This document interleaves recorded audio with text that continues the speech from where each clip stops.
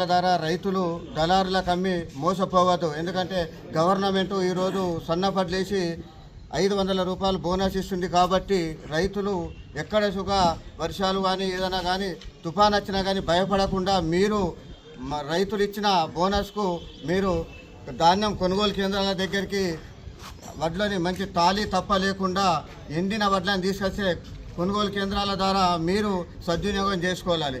అలాగే రైతులు A grade ధాన్యానికి 2320 రూపాయలు, బి గ్రేడ్ ధాన్యానికి 2300 రూపాయలు గవర్నమెంట్ మద్దతు ధర ఇస్తుంది. కాబట్టి మేము కొనుగోలు సెంటర్ల ద్వారా మా ఇన్ఛార్జీలను పెట్టి ప్రతి ఒక్క రైతులకు ఇబ్బంది కలగకుండా అమ్మాలీలను కానీ మా ఇన్ఛార్జ్ సెంటర్లు మీరు ఎండబెట్టిన ధాన్యానికి 10 తేమ శాతం చూసి వాళ్ళు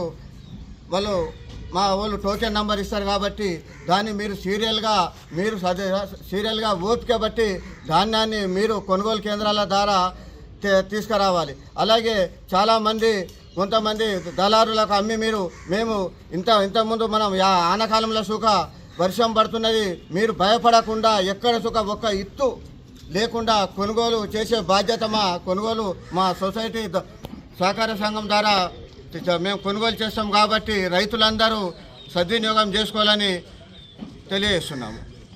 ప్రాథమిక వ్యవసాయ కేంద్రం ద్వారా ఖాటా ఓపెన్ చేయడం జరిగింది చైర్మన్ గారి ఆధ్వర్యంలో. మరి అదేవిధంగా మాతోటి డైరెక్టర్సు స్టాఫ్ అందరం కలిసి రైతులందరం కలిసి ఇవాళ అధ్యక్షుడు నేలకంటి అబ్బన్న అధ్యక్షతన ఈ కార్యక్రమం ఏర్పాటు చేసుకోవడం జరిగింది. మరి గత 5 సంవత్సరాల నుండి కూడా విజయవంతంగా మనం ఈ కొనుగోలు కేంద్రాలని ప్రభుత్వం ద్వారా ఏర్పాటు చేసుకొని ప్రాథమిక వ్యవసాయ కేంద్రం మా వ్యవసాయ కేంద్రం ద్వారా రైతులందరి సహకారంతో మరి ఖాటా విజయవంతం చేసుకోవడం జరిగింది.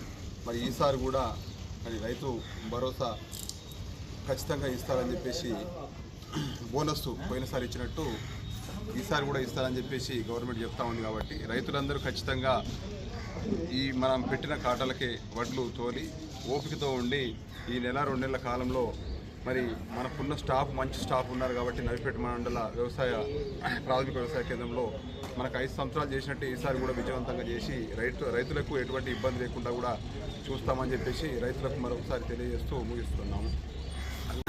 మా సొసైటీ పరిధిలో ఉన్న 800 మంది రైతులకు గాను మరి 400 మంది సగము రుణమాఫీ 400 మంది రుణమాఫీ జరగడం జరిగింది.